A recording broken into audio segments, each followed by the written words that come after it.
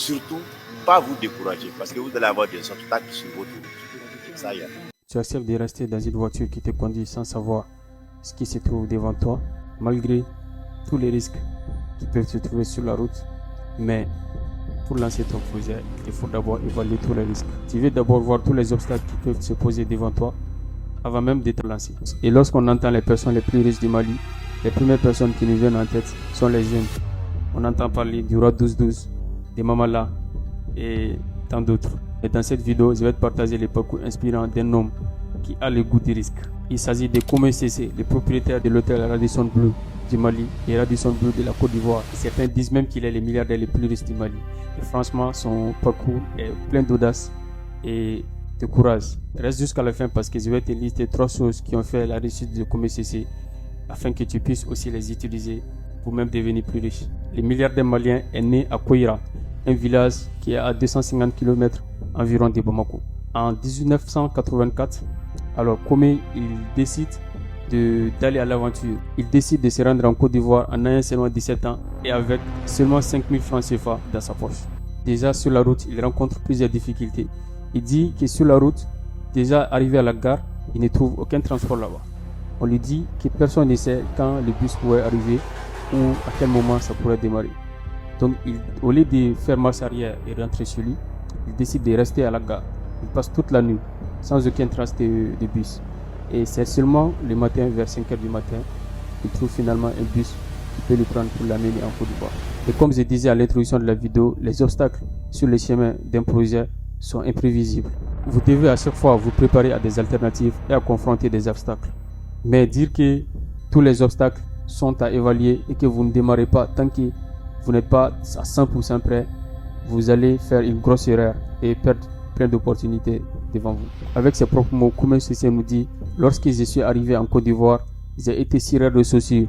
Puis j'ai aussi fait de la librairie par terre dans les trottoirs d'Abidjan et vendeur de parapluies. Mais vers la fin des années 90, il dominait déjà l'import-export des textiles chinois dans la sous-région. En fait, avec la réputation qu'il s'est fait dans les marchés, il commençait déjà à travailler avec des fournisseurs indiens qui se trouvaient au Togo. Mais un problème venait à se poser. Les marchés dans lesquels il déposait ses stocks venaient à brûler. Il raconte que lorsque son stock de marchandises a brûlé dans les marchés d'Adjamé, il a tout perdu, sauf son courage bien sûr. Il décide donc d'aller voir ses anciens partenaires au Togo avec son passeport pour lui dire qu'il voulait partir à l'extérieur. Alors les partenaires lui disent de rentrer à Abidjan et décide de faire de lui son distributeur local. Il lui donne toute sa confiance et plein de marchandises et il recevait dès le début des dizaines de millions de marchandises sans aucune garantie et seulement grâce à la confiance et l'honnêteté dont il avait déjà fait preuve. Puis par la suite, après quelques années, il prend lui-même toutes les affaires de ces Indiens lorsqu'il décide de rentrer en Asie avec leur famille.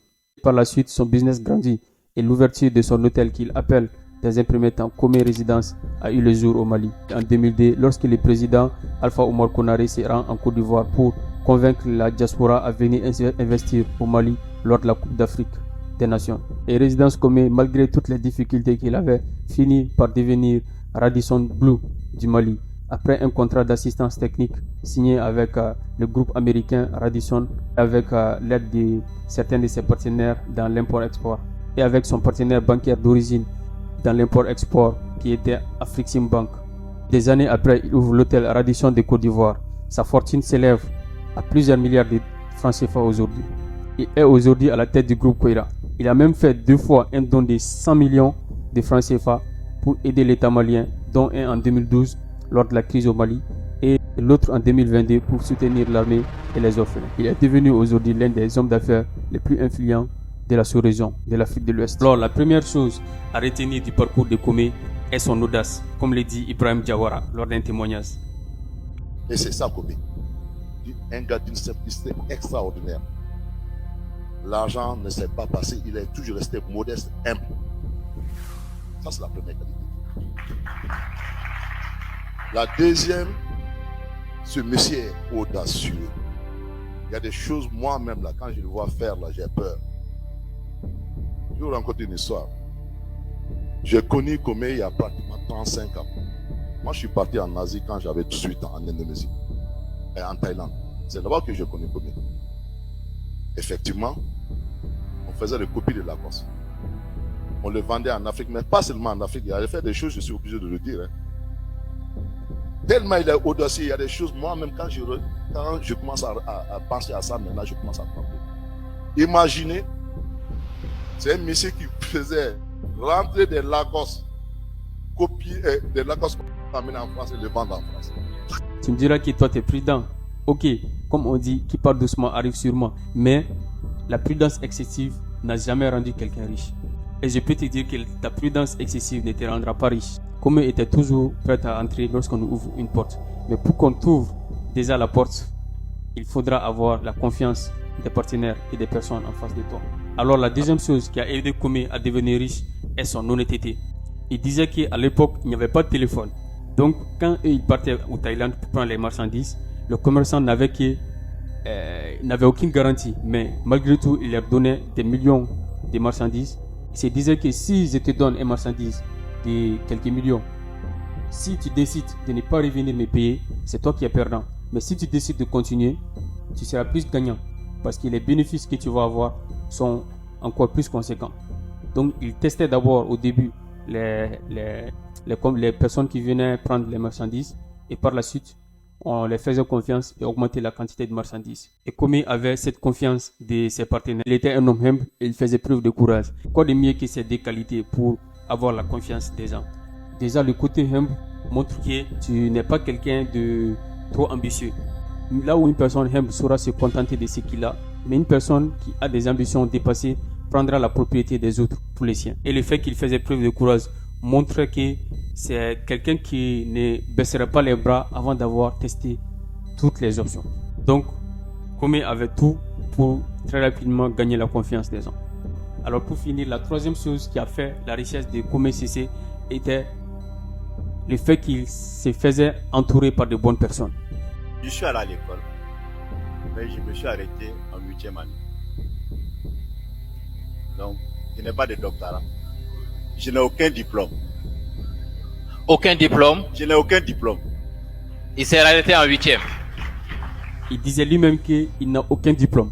Il s'est arrêté sans même avoir le diplôme d'IBF. Mais par contre, il est entouré par des gens qui lui faisaient l'étude de ses projets et qui faisaient sa comptabilité, qui ont les maîtrises de l'administration, qui ont su bien formaliser ses entreprises, avoir la confiance des investisseurs et élargir son business. Et nous arrivons à la fin de la vidéo. J'espère que le parcours de Komé Cissé t'a été inspirant.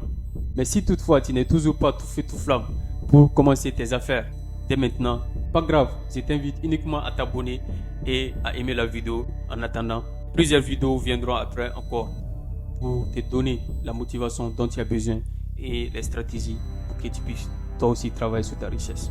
Peace. C'est pour dire que les obstacles, il y en a. Et on apprend dans les obstacles pour pouvoir avancer. Sinon, on ne peut pas entreprendre pour dire qu'il n'y a pas d'obstacles. Je n'ai jamais vu aucun entrepreneur qui fait son activité pour dire au cours de son activité, il n'a pas eu de difficultés. Il n'y en a pas.